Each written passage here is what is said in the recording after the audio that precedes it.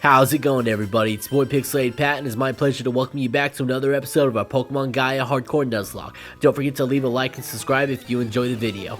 Anyways, today on the agenda we'll be taking on a pair of ocean routes as well as Balloon Way on our way to Balloon Town, the location of the next Pokemon gym.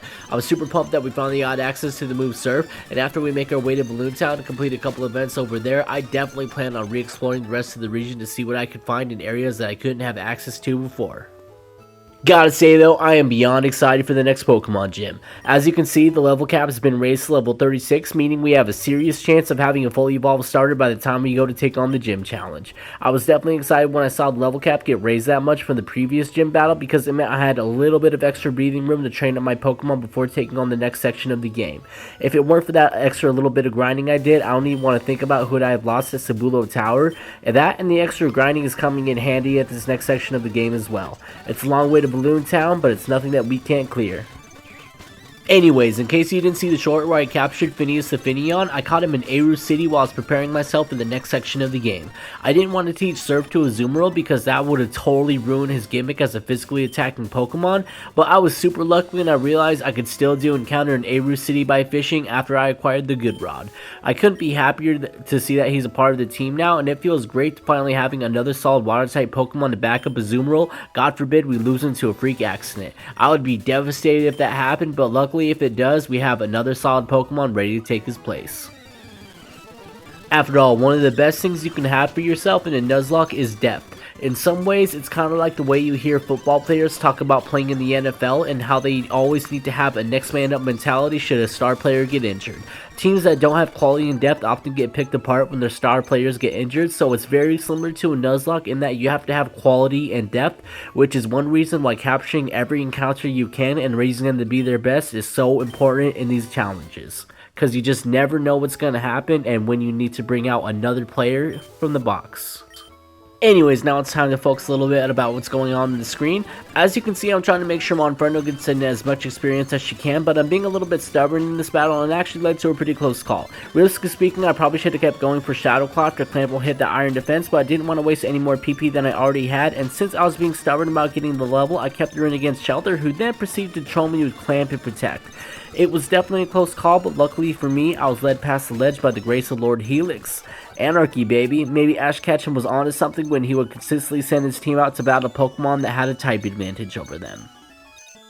Jokes aside, that's definitely a risk I want to avoid in the future because I feel like we've had so many close calls with Magna that it's only a matter of time that something bad happens if I continue playing recklessly. I don't even want to think about how disheartened I would be if I lost my starter for the run before we even made it to the Pokemon League, so I'm definitely going to have to watch my hubris a little more in moments like that. After all, I've only had one death in this Nuzlocke so far, and it would be a shame to lose another just because I was being stubborn or not paying attention. And I gotta say, that is something I am 100% guilty of sometimes, just being stubborn or impatient. I try my best to exercise as much patience as I possibly can when I'm recording footage, but sometimes I have moments like that where I just let that impatience get the better of me. There's definitely times where I feel like I use my patience up during grinding though, which would make sense because I grind a lot. And like seriously, I have to approach it as if it's my favorite thing that I love doing more than anything. And as extremely tedious and mind-numbing as a heavy grinding session can be, especially if you're EV training, I've never once regretted it. Anyways, we're going to pick up this quick TM right here for Aerial Ace. That has a potential to be huge. Anyways, I'm pretty sure you noticed that cut right there. This was actually where we got our encounter for this segment of the sea route, but I decided to cut it out and save it for a short so that way this episode wouldn't be too long. Anyways, I'm not gonna lie, I was kind of hoping for something other than the Rufflet that we got. I mean, think about it. We already have two great flying types in Staravia and Fearow, and this guy doesn't evolve until level 50. That being said, I'm still excited to work him into the rotation just so I can see what he can do and get that experience. After all, I absolutely refuse to fail editing my Pokemon. Even if it was an encounter that I wasn't particularly excited for, I'm still going to do my best to bring out theirs. After all, that is my job as a Pokemon trainer. And I gotta say, that's definitely something that I come to love about Nuzlocking, just the fact that I have the opportunity to meet, interact with, raise, make friends with, and most importantly, create memories with so many amazing Pokemon isn't just the icing on the cake, it's the whole damn cake. The fact that I began my Nuzlocke journeys at the same time as my hero Ash's journey was coming to an end filled me with a great passion and desire to make friends with as many Pokemon as I possibly can. That's why I promise you, no matter how slow our start over here on YouTube is, I'm not going to give this up or walk away for anything. This is something that I love doing, and I'm sticking to it till the very end. After all, I really wasn't lying when I made the header to my channel, Addicted to Pokemon Battles. I've always loved Pokemon, and while I haven't yet played many of the newer releases, I never stopped playing the games that I did grow up with. However, something I don't talk about all that often is how Nuzlocke changed the way I view Pokemon battling. Ever since my first hardcore randomizer Nuzlocke in Pokemon Yellow, I've completely changed the way I view Pokemon battling, and while it's only been a little over a year since I started Nuzlocking, I really don't remember what Pokemon battles were like beforehand.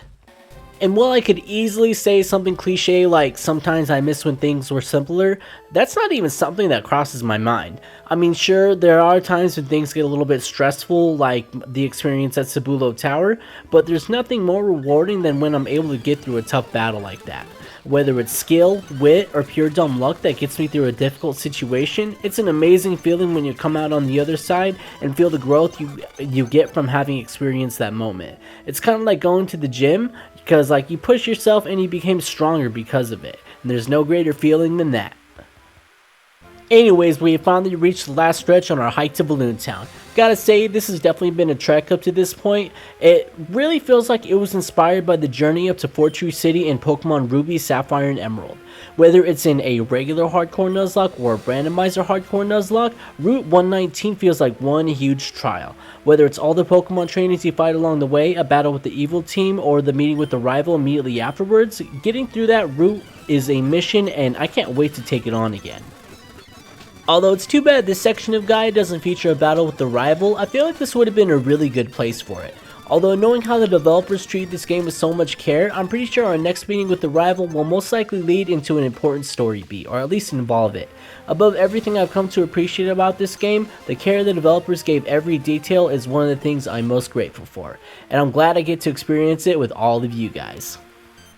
And speaking of a story beat, we have one right here with yet another Tremor. It feels like it's been a while since we've seen one occur, and the fact that they're still happening probably isn't good news. It probably doesn't help either that they're happening all over the region as well. After all, they appear to be quite violent.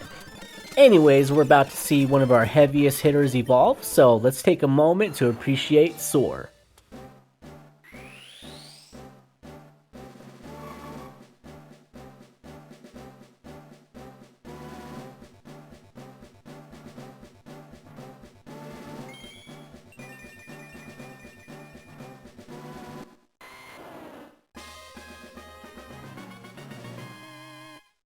Anyways, right upon evolving, he wants to learn Petal Dance, and I decided to teach it over Grass Knot because I have the TM for Grass Knot. That means I can teach it at any time, just in case Petal Dance doesn't work out.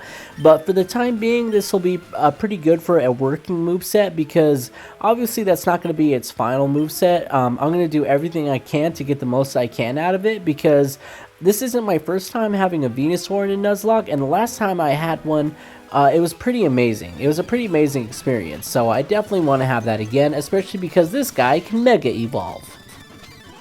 And the fact that his very first attack upon Mega Evolving was a critical probably doesn't bode well for the enemies of the rest of the game, so may the rest of Gaia beware of the legend of Soar the Venusaur, eloquently named after Red's Venusaur from the Pokemon Adventure Special manga.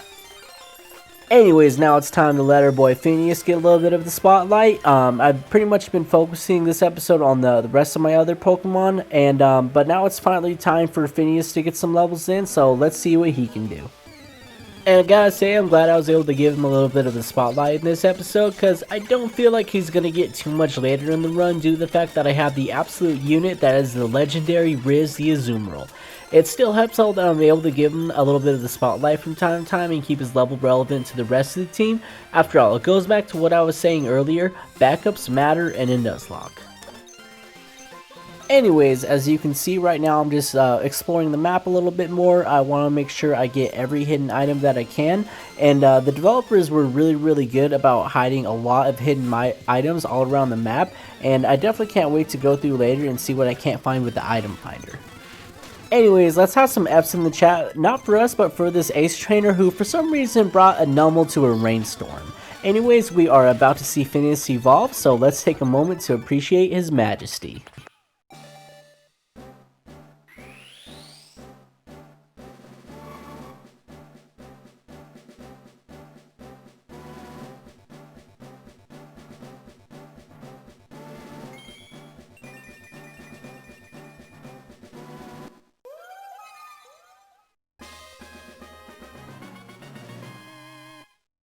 Now let's take a moment to congratulate Phineas for evolving into a beautiful Weavile.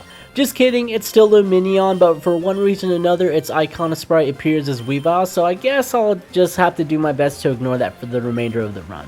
Regardless, I'm excited by the developments we've made this episode. Between the encounters and the evolutions and the fact that we have a Mega Pokemon now, our Pokemon family continues to grow and get stronger, and you can't ask for much more than that.